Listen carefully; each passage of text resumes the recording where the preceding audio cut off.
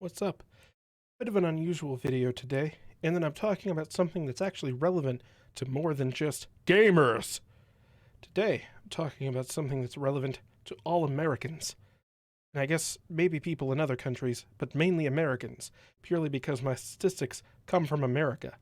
So, I read a thing on Twitter a few days ago that said that 90% of all Americans were self employed as of 1920. I don't think that that's accurate. It's probably not accurate. However, in 1940, we started actually taking statistics in during the census words during the census about whether or not one was self-employed. And I have data here going up to 2010 regarding whether or not Americans were self-employed. And I'd like to share this with you because I think that it is an insightful piece of information to showcase just how far capitalism has come in the last 70 years. So, in 1940, the percentage of Americans who were self employed was 20. 1/5 of the entire population of the country was self employed. I know what you're thinking. Probably a lot of those people were farmers. And you're right, a lot of those people were farmers.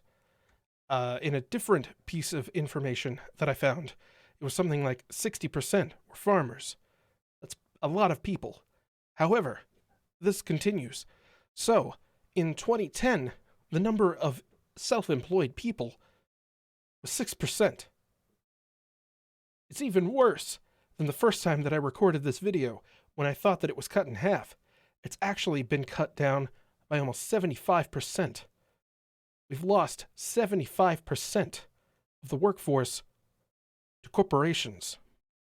So, in 1940, 63% of the American workforce was private. In other words, they worked for a big company. They worked for, I don't know, Ma Bell.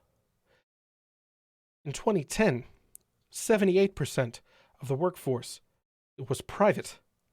In other words, they worked for a big corporation like, I don't know, Walmart. This is an increase of about 15%. 15%. Think about that. We lost 15% of the workforce to corporations. Now, consider that we lost 15% to corporations, but we lost 14% of the self-employed workforce, or rather, 14% of the workforce was lost from the self-employment pool. It's a lot. Now, of course, it's hard to take these numbers and make them relevant, or at least easy to understand, because the workforce grew en masse in between these two time periods. However, I think that it's enough of an impactful statement to say that we went from 63% to 78% private employment and down from 20% to 6% self-employed. In the meantime, government employment nearly doubled from 8% to 15%. Now, that is probably a great deal because government jobs increased in quantity. We created new departments of government in between 1940 and 2010, not limited to the Department of Homeland Security, which is really fucking big. And there are a lot of people who would want to work for them because they're deluded. But that's another story. Meanwhile, we've got people who worked for themselves in 1940, who made money for themselves, and who, for one reason or another, had to give that up in the last 70 years. Well, 80 years now. I don't have current census data because I haven't searched for it enough.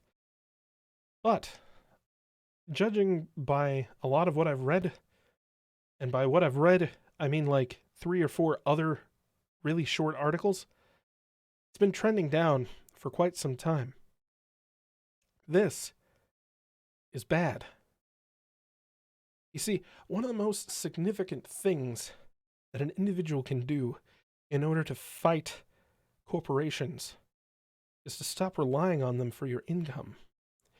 Whenever all you're doing is feeding your money back into the swine that gave you the money in the first place, what good is it?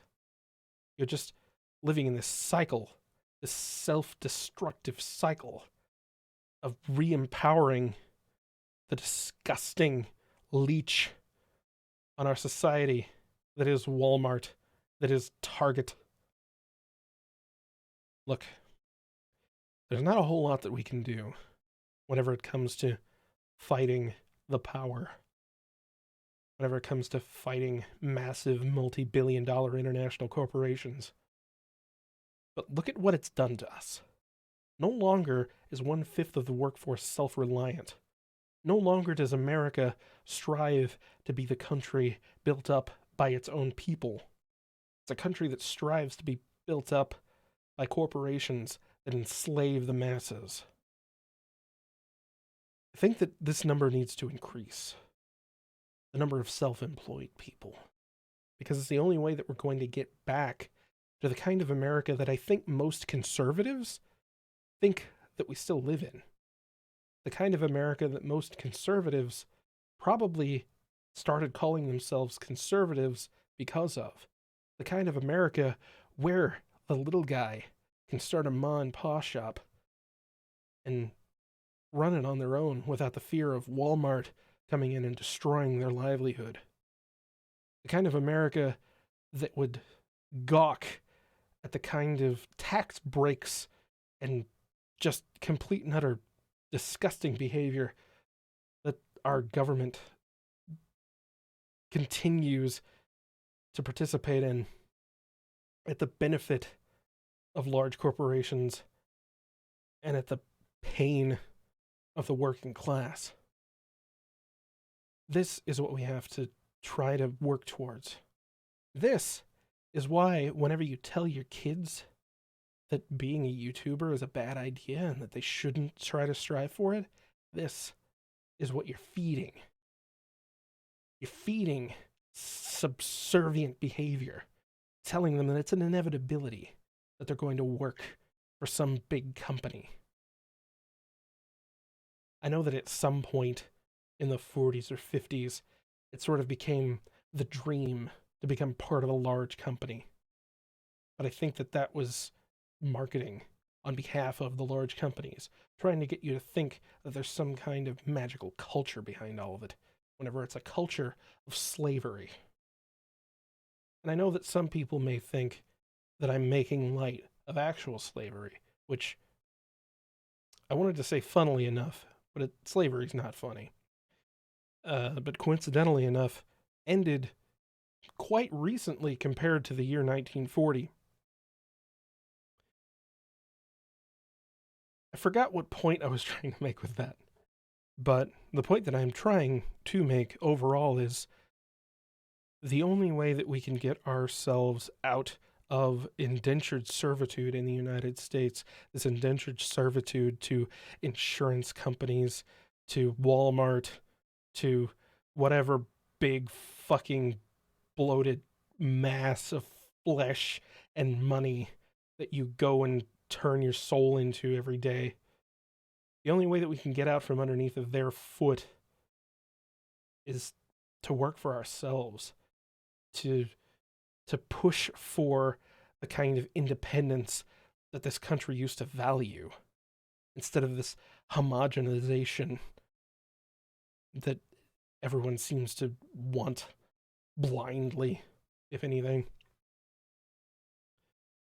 I know that this is unusual for me to publish on my channel, but usually I stick to things that are a little less inflammatory, but that's not the kind of person I am to avoid inflammatory statements.